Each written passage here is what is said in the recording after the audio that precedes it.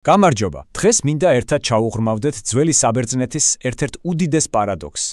აი დაფიქრდით, როგორ მოახერხა ხალხმა, რომელიც კლდოვან, რესურსებით ძალიან ღარიბ მიწაზე ცხოვრობდა, შეექმნა ცივილიზაცია, რომელმაც სამუდამოდ შეცვალა მსოფლიო? თუმბე პასუხი ხმელეთზე კი არა, ზღვაში იმალება. და აი ეს არის ზუსტად ის მთავარი კითხვა, რომელიც მთელ ჩვენს დღევანდელ გარჩევას გასდევს ფონად. როგორ რა გზით იქცა გამოწვევებით სავსე ტერიტორია დასავლური ცივილიზაციის საძირკვლად. ამაზე პასუხის საძიებლად მოდით ჯერ ვნახოთ რა ხდებოდა უშუალოდ ხმელეთზე. ხო, სანამ ბერძნების საზღვაო თავგადასავლებზე გადავალთ, ჯერ უნდა გავიგოთ რა მუბიძგა მათ საერთოდ ზღვისკენ გაეხედათ. და ყველაფერი იწყება იმ სირთულეებით, იმ გამოწვევებით, რომლებიც მათ მიწაზე ხვდებოდათ. უბალოდ წარმოიდგინეთ სამყარო, სადაც მაღალი უღრანი მთები ფაქტობრივად შეუძლებელს ხდის მეზობელ ქალაქში მოგზაურობას. მიწა კი იმდენად ღარიბი და კლდოვანია, რომ ოჯახის გამოსაკვებად საკმარისი მოსავლის მოყვანაც კი ურთულესი ამოცანაა. ანუ ხვდებით ხო, ეს რაღაც სამოთხე კი არ იყო, ეს იყო ყოველდღიური ბრძოლა გადარჩენისთვის. სულ უფრო და უფრო ცხადი ხდებოდა, რომ თუ განვითარება უნდოდათ, რაღაც სხვა გზა უნდა ეპოვათ. და აი, როცა ხმელეთი ფაქტობრივად ზურგს გიქცევს, რას აკეთებ? ბერძნებმა გაიხედეს იქით, რაც მათ გარშემო უსასრულოდ იყო. ზღვისკენ. მათთვის ეს უკვე უბრალოდ წყალი აღარ იყო. ეს იყო დაპირება, ახალი გზა, მომავლის შანსი. მათ გააცნობიერეს, რომ მათი ბედი სწორედ ამ ლურჯ ტალღებში იწერებოდა. აი აქ განსაკუთრებით კარგად ჩანს კონტრასტი. ერთ მხარეს ხმელეთზე გაქვს იზოლაცია და სიმწირე. მეორე მხარეს კი ზღვა გთავაზობს საკვების ახალ წყაროებს, ვაჭრობით გამდიდრების შანსს და რაც ყველაზე მთავარია, კავშირს გარესამყაროსთან.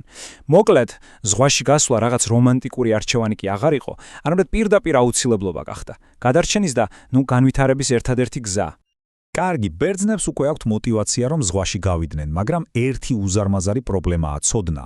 აი, როგორ უნდა ააგო გემი, რომელიც ქარიშხალს გაუძლებს? ან როგორ უნდა იპოვო გზა უკიდეგანო ზღვაში, როცა კომპასი არ გაქვს? ამ კითხვებზე პასუხის გასაცემად მათ მასწავლებლები სჭირდებოდათ, ნამდვილი პროფესიონალები. იცით, იმ დროს ხმელთაშუა ზღვაზე ერთი ხალხი ბატონობდა. ნამდვილი პროფესიონალები, რომელთა გემებსაც არაფრის ეშინოდათ და რომელთა საზღვაო გამოცდილებაც ლეგენდარული იყო. აბა ვინ იყვნენ ესენი? რა თქმა უნდა, ფინიკიელები. ისინი იყვნენ იმდროინდელი ზღვის ნამდვილი მეფეები, უდავოდ. და ბერძნები, წარმოიდგინეთ, როგორც მონდომებული მოსწავლეები, ყველაფერს სწავლობდნენ მათგან. გემების აგების ტექნოლოგიას, ვარსკვლავებით გზის გაკვლევის საიდუმლოებებს, სავაჭრო გზებს.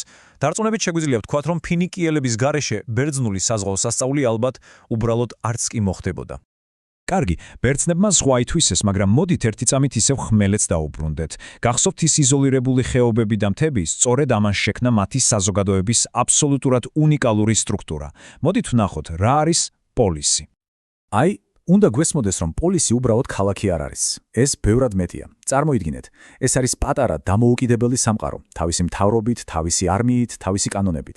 ათენი, სპარტა, კორინთი, თითოეული მათგანი სწორედ ასეთი დამოუკიდებელი, თვითმმართველი ერთეული იყო. და ეს დიდწილად სწორედ იმ მთიანი რელიეფის დამსახურებაა, რომელიც მათ ერთმანეთისგან მიჯნავდა.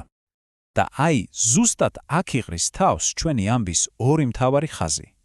ერთი მხრივ ზღვაოსნობის დაუფლება და მეორე მხრივ პოლისის როგორც დამოუკიდებელი ერთეულის იდეა. როცა რომელიმე პოლისში მოსახლეობა იმდენად იზრდებოდა, რომ მიწა და რესურსები ყველას აღარ ყოფნიდა, მათ უკვე კარგად იცოდნენ რა უნდა ექნა. და იცით, ეს მართლა გენიალურად ასახავს ბერძნულ აზროვნებას. ბერძნული კოლონია, ანუ აპოიკია, არ იყო თქვათ რომის იმპერიის პროვინცია, რომელსაც იპყრობდა მართავ. არა. ეს იყო ახალი სრულიად დამოუკიდებელი პოლისი, რომელიც უბრალოდ კულტურულ და რელიგიურ კავშირებს ინარჩუნებდა თავის დედაქალაქთან. ანუ ეს იყო არა იმპერიის მშენებლობა, არამედ ქსელის შექმნა. აი, უბრალოდ დაფიქრდით ამ რიცხვზე. 1500-ზე მეტი. ეს ხომ წარმოუდგენელი მასშტაბია. ფაქტობრივად, მთელი ხმელთაშუა ზღვის და შავი ზღვის სანაპიროები მოფინეს ამ პატარა დამოუკიდებელი ბერძნული სამყაროებით, რითაც თავიანთი ენა, კულტურა და იდეები მთელ მაშინდელ ცივილიზებულ სამყაროში გაავრცელეს.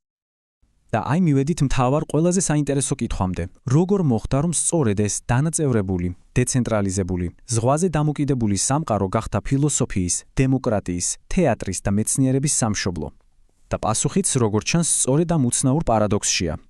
დამოუკიდებელი პოლისების ქსელმა, რომელსაც ზღვა აკავშირებდა, შექმნა იდეების გაცვლის, კონკურენციის და ინოვაციის ისეთი საოცარი გარემო, რომელმაც საბოლოო ჯამში მთელი დასავლური ცივილიზაციის საძირკველი შექმნა.